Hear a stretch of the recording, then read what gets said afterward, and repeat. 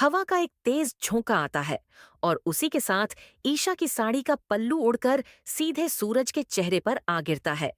यह एक छोटा सा पल था, लेकिन इस पल ने जैसे सूरज के दिल के दरवाजे पर जोर से दस्तक दे दी।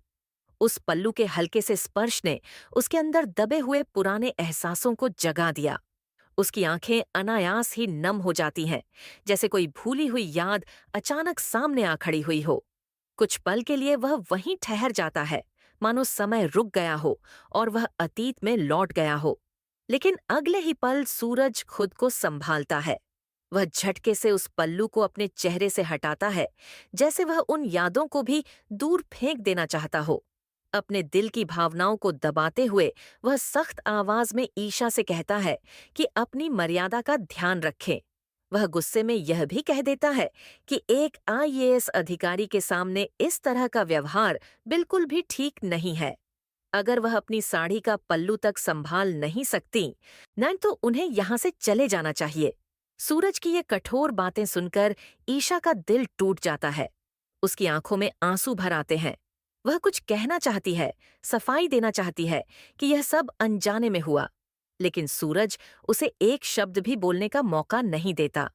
वह लगातार उसे गलत समझते हुए कहता जाता है कि उसे ऐसी औरतों से नफरत है। वह यह भी याद दिलाता है कि वह यहाँ सिर्फ एक मेहमान बनकर आई है, इसलिए उसे अपनी सीमाओं में रहना चाहिए। इसी बीच आकाश, जो पहले से ही इस मौके का इंतजार कर रहा था, हल्की सी मुस्कान के साथ ईशा के पास आता है। वह जानबूझकर उसके और करीब आकर उसके कंधे पर हाथ रखता है, जैसे उसकी कमजोरी का फायदा उठाना चाहता हो। वह ताना मारते हुए कहता है कि जिसके लिए वह यहाँ आई थी, उसी ने उसे एक अजनबी की तरह ठुकरा दिया। वह सूरज का मजाक उड़ाते हुए कहता है कि अब वह इंसान नहीं रहा, न बल्कि पत्थर बन चुका है। यहाँ तक कि उसे ईशा का पल्लू भी अपवित्र लग रहा है। ईशा चुपचाप सब कुछ सहती रहती है। वह कुछ भी जवाब नहीं देती, बस अपने अपमान को अंदर ही अंदर पीती रहती है। लेकिन उसे सबसे ज्यादा दर्द आकाश की बातों से नहीं, बल्कि सूरज के बदले हुए व्यवहार से हो रहा है। वही सूरज, जिसकी नजरें कभी उसे देखते ही झुक जाती थीं, आज उसी की आंखों में उसके लिए नफरत साफ दिखाई दे रही है। ये बदलाव उसे अंदर तक तोड़ देता है।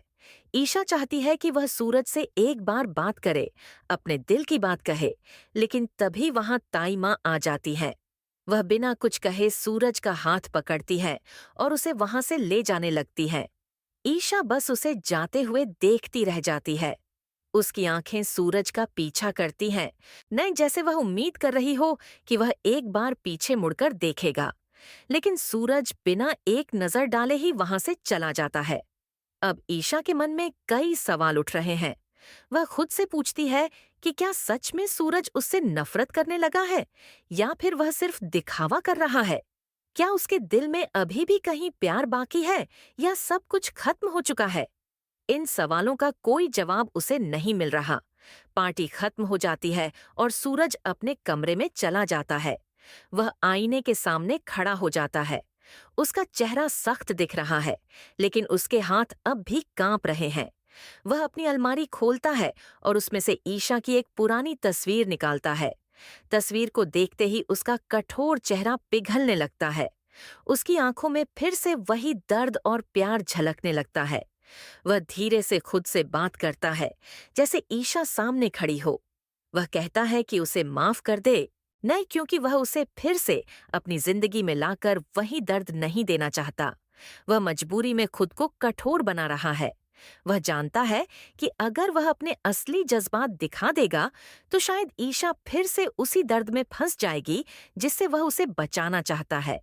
इसलिए वह तय करता है कि उसे ईशा से नफरत का दिखावा करना ही होगा, ताकि वह अपनी नई जिंदगी में खुश रह सके। उधर ईशा अपने कमरे में अकेली बैठी है। उसके हाथ में वही पायल है जो कभी सूरज को बहुत पसंद थी। वह उसे देखती है और पुरानी यादों में खो जाती है। उसके दिल में दर्द है, लेकिन साथ ही एक अटूट विश्वास भी है। वह खुद से वादा करती है कि चाहे दुनिया कुछ भी कहे, चाहे हालात कितने भी बदल जाएं, उसका प्यार नहीं बदलेगा। वह हमेशा सूरज से ही प्यार करती रहेगी।